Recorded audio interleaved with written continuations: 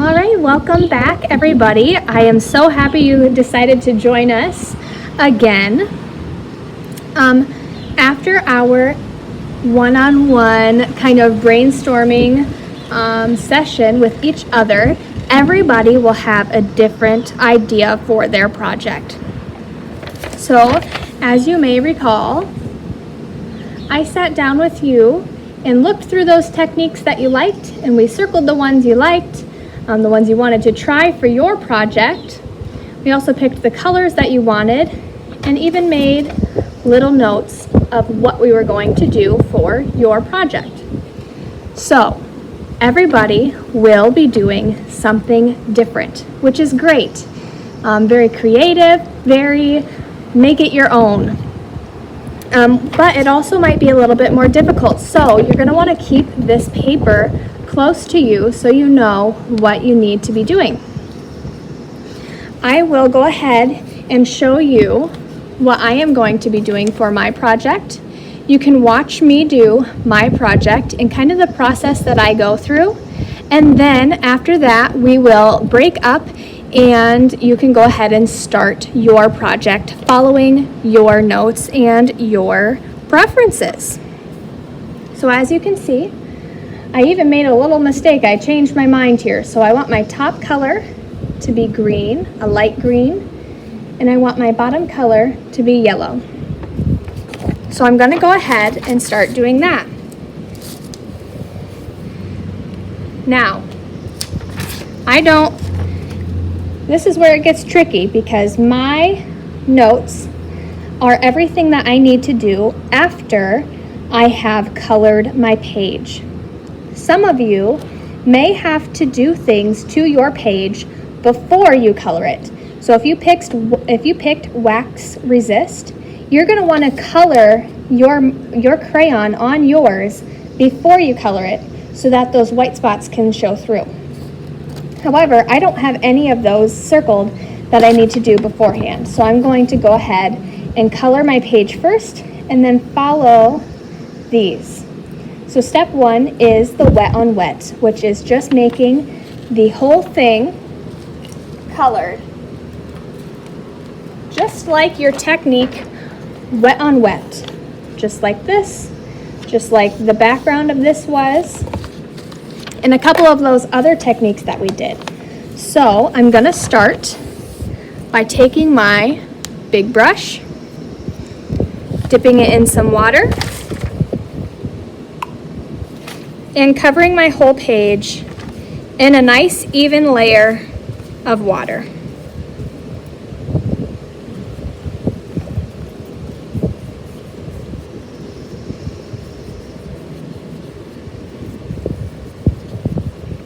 All right, I'm just gonna check and make sure I don't have any pooling, not too much water on there. As you can kind of see a little bit there, my paper is very shiny now that it's wet. Now I'm going to start my colors. So, like before, green on top, yellow on bottom. So that's exactly what I'm going to do. Get my green, make my stripe of color up here.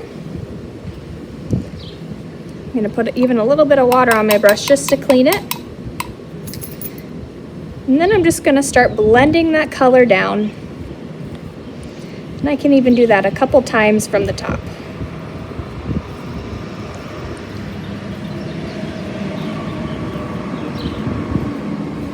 All right. Now, I know I make it look a little bit easy because I've done it so many times, but you can tell I have dark green at the top and light green at the bottom, just because of the way that I blended.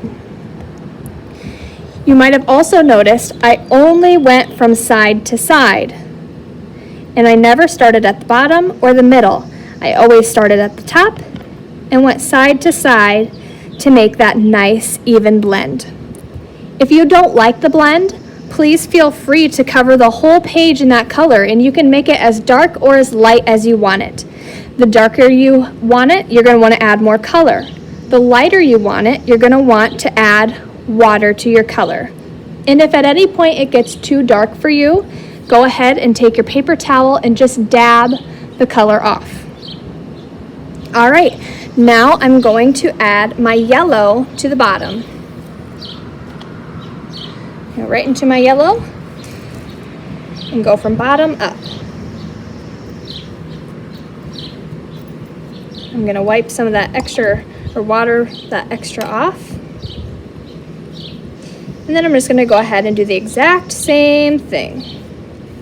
Start always at the top and work my way up to continue blending.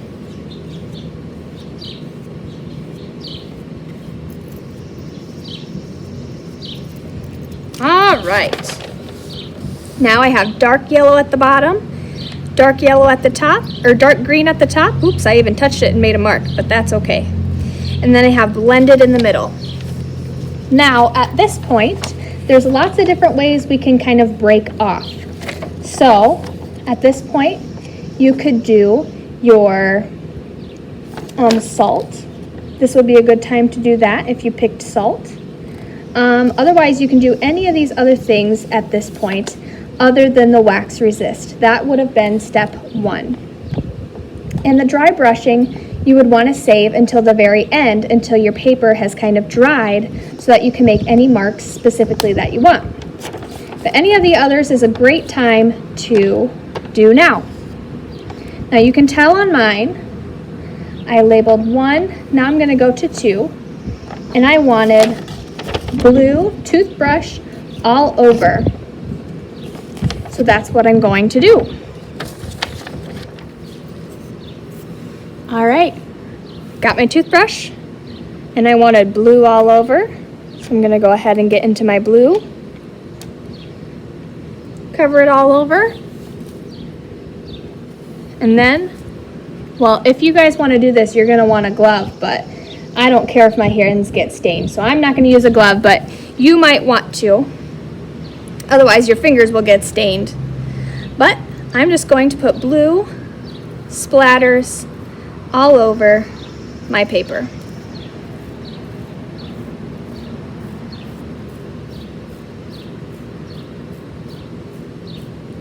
All right, now I have blue splatter all over my page. Now, I'm kind of thinking I might want more splatter in one area than everywhere else. And I know it's not on my sheet. However, I do kind of want to have blue kind of in this area, a little bit more blue. And that's just a spur of the moment decision. And if you have any of those, feel free to add and experiment whenever you like. You don't have to follow your page exactly. But I do want a little bit more blue right here. Maybe I even want it over here a little bit.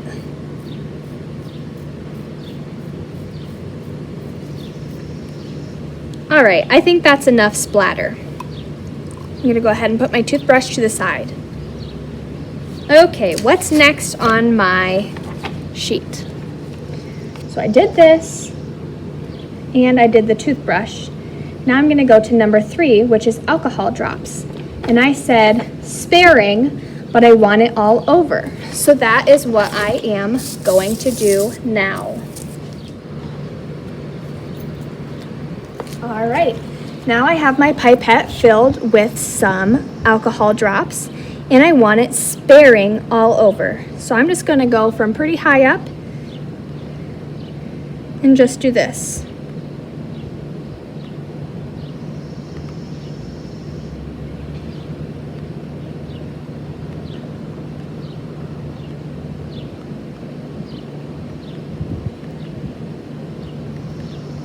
All right. Now, you can kind of see that where I just put my toothbrush color has worked a little bit more than over here. And I'll tell you why that is because my paper had dried in between, or my colors had dried. And that's okay. It didn't turn out exactly like I thought it would, but that's perfectly fine.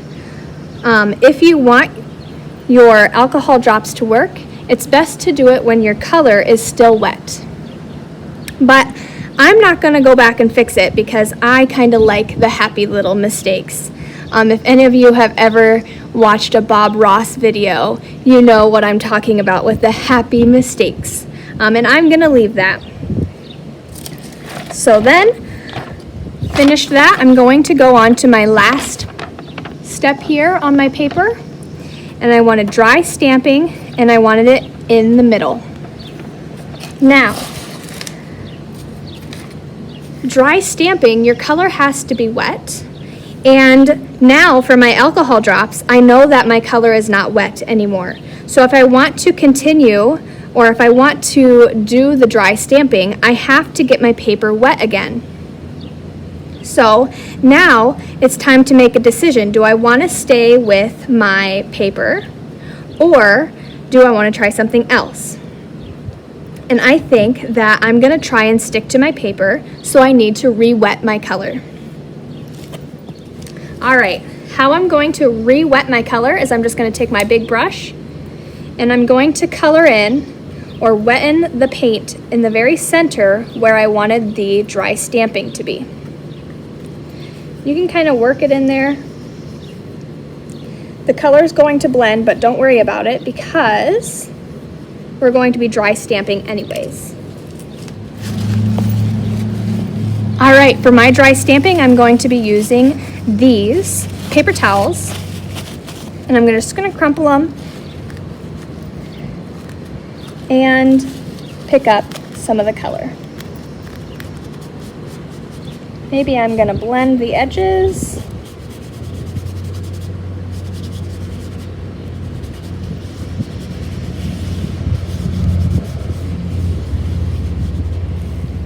Just like that.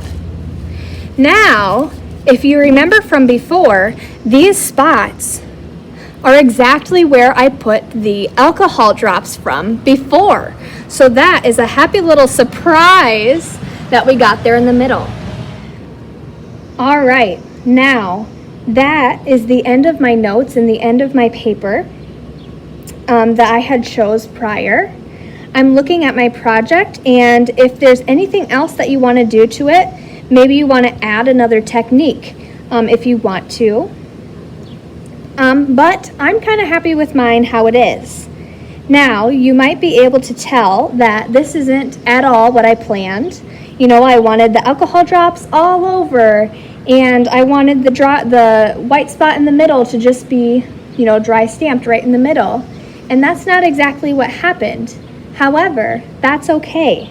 Watercolor is a very, very loose form of painting, and it's supposed to be, or it can be, unpredictable. And that's kind of the beauty of watercolor. So if you learn anything from doing this project this month, it is that watercolor is not perfect, and that's okay, and that's the beauty of watercolor. All right, guys, thank you so much for joining today and watching my demonstration. Now it's over to you guys and the helpers to perform your project or to follow through with your project. So go ahead and look at your paper, read your notes, and go ahead and get to painting. Happy Watercolor Month, everybody. Enjoy!